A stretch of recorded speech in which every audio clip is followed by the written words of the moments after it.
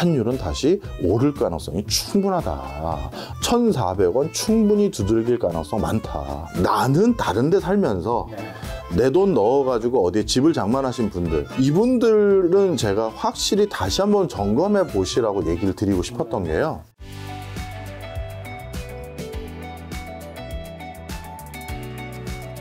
요즘에 부동산 시장 분위기 네. 굉장히 냉랭했지만 지금 갑작스럽게 날씨가 지금 영하로 내려갔잖아요. 네. 추워진 날씨만큼 더 안 좋은 것 같은데 요즘 시장 분위기 좀 어떻게 보세요? 예, 뭐 실제 매매는 없지만 그 심리적인 여러 가지 내용들을 봤었을 때 어마어마한 혹한기인 것 같아요. 제가 뭐 연말이다 보니까 뭐 기업체들의 내년 신산업 관련해서 여러 가지 사업 계획서 쓰셔야 되는 분들이 많잖아요.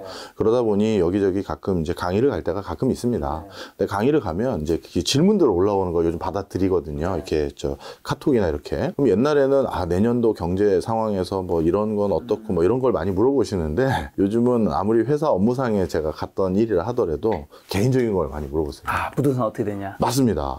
특히 뭐 우리 직장인들 다 뻔하잖아요. 부동산 어떻게 보든 자가로 구입하려면 대출 낄 수밖에 없는 건데 내가 영끌로 어느 동네 어떻게 샀는데 어떻게 될지 궁금하다. 진짜 이런 걸 대놓고 물어보세요. 네. 그래서 진짜 제가 피부로 느끼는 건 버티기 모드를 하시면서 어떻게든 이 상황이 빨리 벗어나기를 기다리시는 분들이 너무 많으신 것 같아요. 그럼 지금 방금 버티기 모드 말씀해 주셔서 지금 어쨌든 거래량 멸종 상황인 건 맞고 그 다음에 지금 하락으로 가고 있는 건 확실한 거죠? 네, 맞습니다. 네, 이 두 가지 확실하다면 지금 버티기 모드, 1주택자 분들이 이제 버티기 모드를 하는 거 합리적인 판단일까요? 아니면 지금이라도 좀 정리를 한다고 보세요? 어떻게 보세요? 제가 몇 번 뭐 전체 통계는 도대체 얻을 수가 없으니까요. 거래가 없으니까. 그냥 필드에서 직접 뵀던 분들, 또 상담했던 분들 좀 내용을 좀 말씀을 드리면 한 가지 되게 안타까운 게 있더라고요. 예를 들어서 버티기 모드를 하시는 분들 중에서 자기가 구매했던 그 집에 살면서 버티는 분들이 계세요. 그리고 그게 아니라 나는 다른 데 살고 있는데 수도권 어딘가에 내가 대출 받아서 흔히 말해서 영끌해서 그 집을 구매하신 이 두 종류로 크게 나눌 수 있겠죠. 이 두 종류 좀 다르겠네요. 전혀 달라요. 네. 좀 먼저 설명을 드리면 일단 살고 계신 분들 같은 경우는 그 버티기 모드로 내가 나중에 결국 뭔가 수익을 얻을 수 있습니까? 이 질문을 많이 던지시는데요. 제가 그분들의 라이프 스타일을 좀 봤더니 회사에서는 거리가 어느 정도 되고 그 다음에 자기가 그 집에 살면서 지금 어떤 편의를 누리는 이 사용 가치에 대한 부분을 전혀 망각하시면 안 돼요. 내가 예를 들어서 지금 이 대출 이자를 안 내고 어디 월세를 산다고 했었을 때 그 월세 부담 비용이나 이런 것들과 대출 이자 늘어난 거랑 비교했었을 때 그 증가분은 그렇게 많지는 않아요. 직접 사시는 분들에 대해서는. 그런데 직접 내 집에 살면서 느끼는 여러 가지 사용 가치적인 어떤 혜택들이 있어요. 편하게 지내는, 마음대로 꾸며도 되고 뭐 하는. 근데 그 무형의 것들은 뭐 값을 매길 수는 없으니까. 값을 매길 수는 없지만 실제 존재는 하거든요. 하죠. 그래서 자가로 거주하시면서 버티기 하시는 분들은 그런 것까지 혜택이 분명히 보이지 않지만 있다라는 걸 좀 기억해 주셨으면 좋겠어요. 그래서 그런 것까지 고려했었을 때 너무 섣부른 판단 안 하시고 내가 사는 걸로도 나름대로 충분한 혜택을 누리고 있다라고 판단이 되신다면 그 뭐 너무 이렇게 뭐 급격하게 부동산에 대한 포지션을 막 바꾸는 건 예를 들어 지금 그래서 이걸 팔고 어디 간다 한들 그 동네만 경기가 좋아지겠습니까? 그건 아니잖아요. 네. 뭐 예를 들어서 정말 부채 부담이 너무 시급한 상황이라서 더 싼 월세나 이런 걸로 전환하려고 합니다. 라고 해도 지금 매물을 찾기가 쉽지도 않아요. 네. 그래서 그런 것까지 좀 고려하셔서 조금 더 진중한 판단을 하시길 권해드리고요. 그 다음에 사시는 분들은 버텨도 좀 괜찮을 것 같다라는 의견이신 것 같고 사용 가치까지 생각하시면 아마 그래 난 더 살아도 되겠는데 하시는 분들도 꽤 계실 거다 이렇게 보시면 되고 근데 나는 다른 데 살면서 내 돈 넣어가지고 어디에 집을 장만하신 분들 이분들은 제가 확실히 다시 한번 점검해 보시라고 얘기를 드리고 싶었던 게요.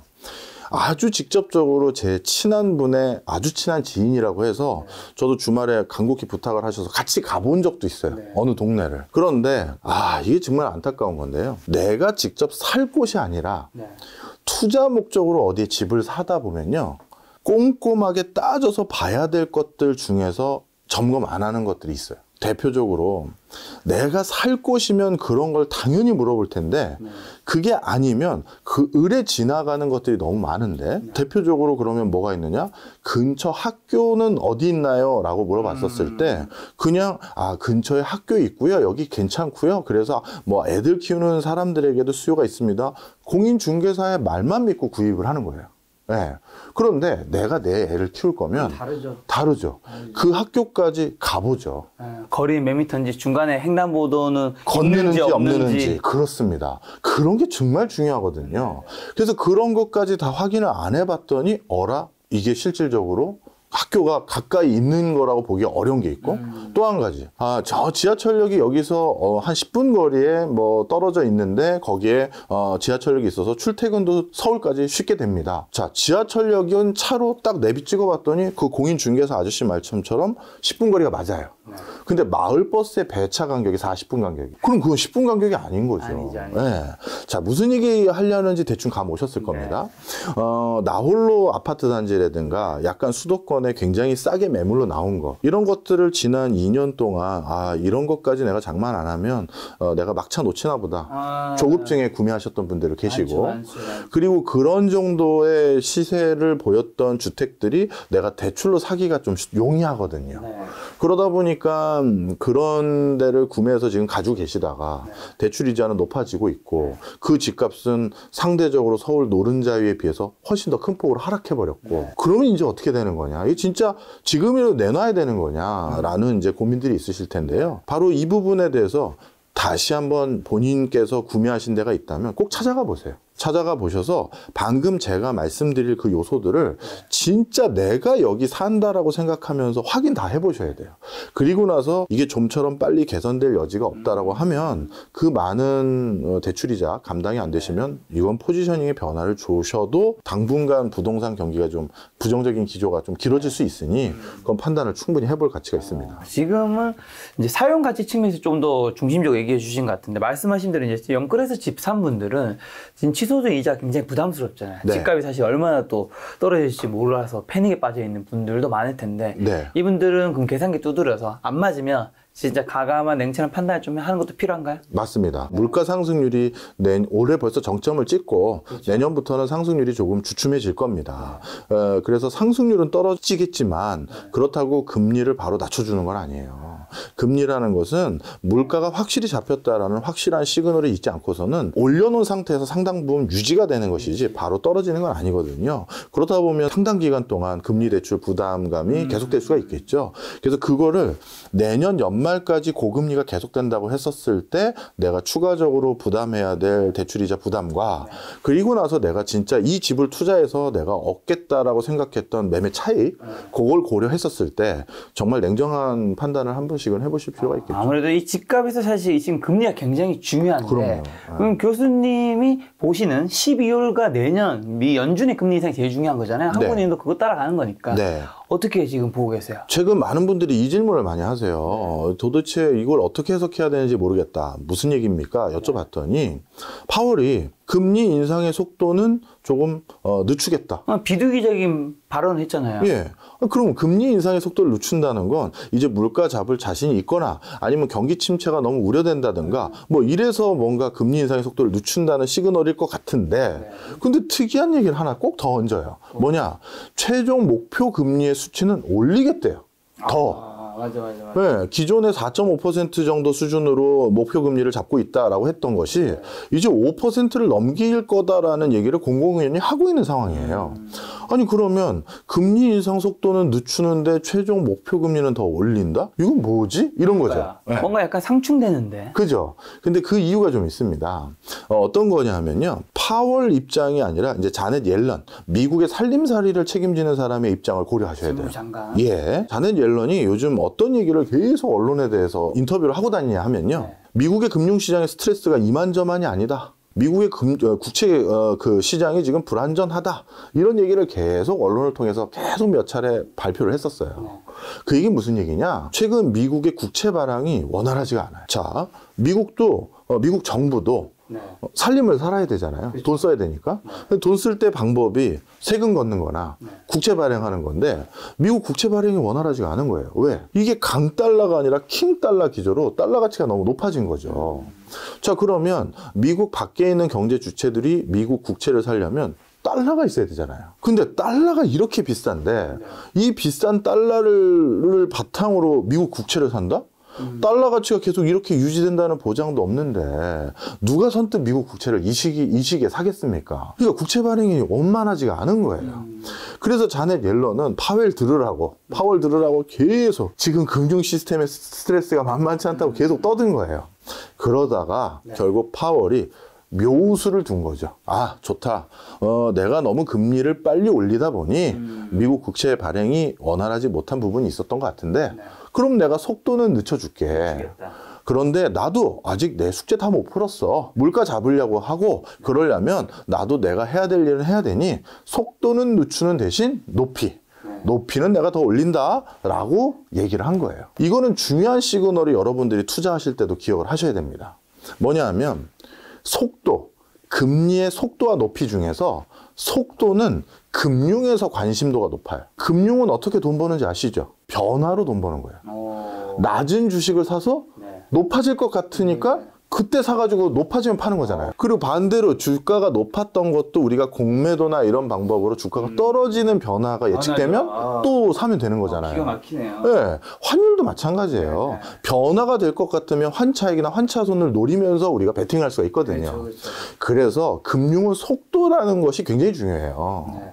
그런데 실물 부분은 어떻다? 최종 높이가 중요해요. 내가 매달 내는 주택담보대출 금리 이게 매달 얼마씩 내는지 이 금리가 어느 정도 높이에서 계속 유지되는지 이게 중요한 거잖아요. 그러다 보니 속도는 금융 시스템이 불안전하다니 내가 속도는 늦춰서 너희들이 대응할 수 있게 해줄게. 대신 물가 잡으려면 어쩔 수 없어. 최종 높이는 내가 높이겠다. 이렇게 얘기를 한 겁니다. 그렇게 하면 그 속도랑 높이 다 합쳐서 내년과 12월 딱딱 어느 정도로 딱 예상하세요? 네, 속도는 늦춘다고 했으니까 이제는 한 단계씩 금리는 추가적으로 계속 올릴 겁니다. 본인이 엄포를 놨던 5% 수준까지 갈 때까지요. 그리고 5%를 자기네들이 어떻게 보면 마지노선으로 잡았고 그 이상으로도 물가가 안 잡히면 더 올라갈 여지는 충분히 있다라고 가능성을 내포하셨고요. 그래서 이제 5%까지 올라갈 거고 그럼 여기서 이제 중요한 건 우리나라 이제 그 금리 수준이겠죠. 그렇죠. 한국은행 같은 경우에 지금 금리에 대한 전망이 어떻게 되고 있냐 하면 급한 불을 또 하나 껐죠. 환율이 좀 떨어졌어요. 많이 떨어졌죠. 네. 지금은 1,300원이 잠깐 깨졌었죠. 다시 1,200원대 갔다가 오늘은 환율은 왜 이렇게 갑자기 이렇게 급하게 많이 떨어졌나요? 그것도 좀 설명을 드릴게요. 하여튼 그래서 환율이 좀 이렇게 안전지대로 내려오다 보니까 한국은행 입장에서는 안도를 할 수가 있었어요. 금리를 빨리 올려서 미국의 기준금리에 부합하도록 빨리 올려서 환율을 방어해야 되는 상황이었었는데 환율이 안정되니 우리나라 가계부채에 대한 부담, 그 다음에 기업부채에 대한 부담 이걸 좀 감안해서 금리 인상의 속도를 우리도 똑같이 늦추고 그것뿐만 아니라 환율이 안정됐으니 미국과의 금리 격차가 상당 부분 있다 하더라도 그냥 버텨보겠다 이런 시그널을 하는 총재께서 이미 발표를 하셨어요. 그래서 아마 우리나라의 목표 금리는 하는 총재께서 발표하신 것처럼 3.5% 내외 이 정도로 잡을 수 있을 것 같습니다. 이것도 높은 거예요. 자, 환율입니다. 환율이 1,400원대까지 막 고공행진해서 1,450원 언저리까지도 1,500원 갔다가 간다는 얘기 있었거든요. 그거는 좀 저는 반대였어요. 반대가 아니라 아니다라고 봤어요.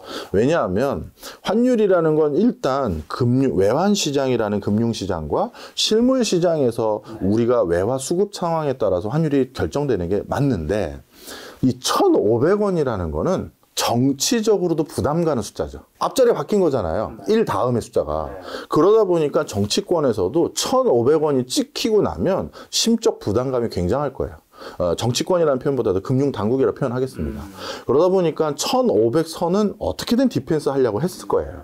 저는 1,500원이라는 숫자는 정말 쉽지 않을 거라고 봤고요. 대신 1,450원까지는 충분히 가능하다라고도 생각을 하고는 있습니다. 자, 그런데 지금은 왜 떨어진 거냐? 이제 좀 설명을 좀 드리면 아까는 이제 말씀드렸던 첫 번째 파월이 말했던 이제 속도 조절론. 이 속도를 조절하다 보니까 많은 신흥국에서도 환율 변화라든가 금리 기조 변화에 대응력을 갖추지 맞출 수 있는 시간적 여력이 생긴 거예요. 그러니까 외화 자금도 빠져나갔던 것들이 일부 머무르거나 더 들어올 수 있는 여지가 생긴 거고요.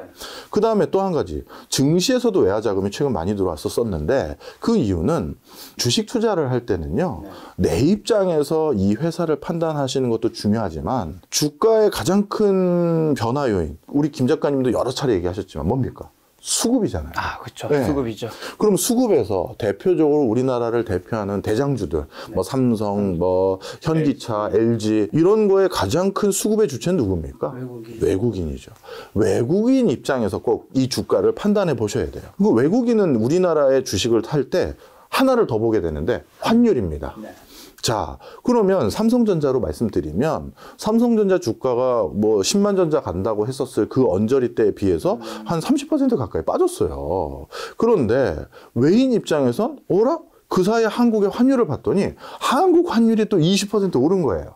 그럼 외국인 입장에서 삼성전자 주식 살 때 몇 퍼센트가 싸진 겁니까?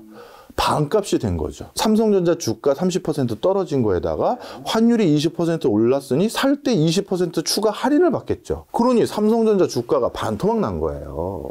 다른 뭐 우리나라 IT 대장주들인 뭐 카카오, 네이버는 더 말할 것도 없고요. 그렇죠. 그러면 야, 이거는 진짜 저평가된 게 맞다라고 생각할 수 있죠. 그래서 최근 몇 주간 내내 우리나라 주요 회사들의 그 주식시장에 외인들의 비중이 급격히 늘어났던 이유들 중에 하나가 바로 이런 환율 변화까지 고려한 외인들의 투자 성향이 있었고, 그런 것 때문에 우리나라에 또 외화가 많이 또 들어온 게 사실이죠. 네, 그게 이제 또 한 가지 환율을 안정시키는 데 또 중요한 요인 중에 하나였고요. 그 다음 또 이제 세 번째는 또 위안화 시장입니다. 우리나라 이제 환율은 위안화 시장을 설명 안 하고 얘기할 수가 없거든요. 그런 과정에서 최근 중국 시장이 이게 제로 코로나 정책에서 좀 탈피하는 거 아니냐, 이런 기조들이 좀 생겼어요. 이 제로 코로나라는 것은 쉽게 얘기해서 경제활동 하지 말라는 얘기랑 똑같거든요. 공세니까. 네. 그런데 중국이 다시 경제활동을 한다라는 것은 외화 수급이 다시 여지가 생긴다는 것이고, 그럼 위안화 가치가 뛰겠죠. 그럼 당연히 우리나라 원화 가치도 동일한 어떤 상승 여력이 생깁니다. 그래서 중국의 위안화 강세가 점쳐지면서 원화 시장도 안정됐는데, 자, 그럼 요 세 가지 요인들을 잘 보세요. 이게 중장기적인 흐름은 아니죠. 그잖아요. 왜냐하면 일단 첫 번째로 중국의 이런 제로 코로나라는 건 일시적으로 풀리고 나면 그동안 막혔던 외화 수급에 대한 반영 한 번에 생기는 거고, 그 다음에 우리나라 예를 들어서 증시가 너무 저평가돼서 들어왔다? 들어와서 환율 안정됐으니 다시 이제 환율 프리미엄 또 사라졌으니 외인이 더 들어올 하나의 요인이 또 사라진 거잖아요. 그런 여러 가지 이러한 요인들은 지금 환율을 안정시키는 단기적이고 일시적인 변화 요인들이에요. 그럼 중장기적으로는 어떻게 되느냐? 아까 처음 말씀드렸던 수출 실적. 우리나라 수출 실적이 지금 무역 수지는 계속 적자예요. 내년에 우리나라의 주력 수출 품목인 반도체 아마 업황이 예년에 비해서 한 30% 가까이 줄어들걸요. 그러면 달러 많이 못 벌어온다는 것이고, 그 다음에 중국 시장과 우리나라 시장이 연동되면서 전 세계 외환 시장에서 원화가 관심도를 두는 거, 중국 경제가 아직 불안불안하니 그런 프리미엄에서 한국 원화에 대한 평가도 좀 저평가될 가능성이 많고, 바로 이런 요소들이 있다라는 걸 고려한다면 환율은 다시 오를 가능성이 충분하다. 1,500원까지는 아니더라도 1,400원 충분히 두들길 가능성 많다. 저는 그렇게 보고 있습니다. 야, 짧은 시간에는 부동산, 금리, 물가, 환율, 중국, 한국 수출까지 후루룩 나무 얘기했는데 다시 이제 하나씩 다시 돌아가 볼게요.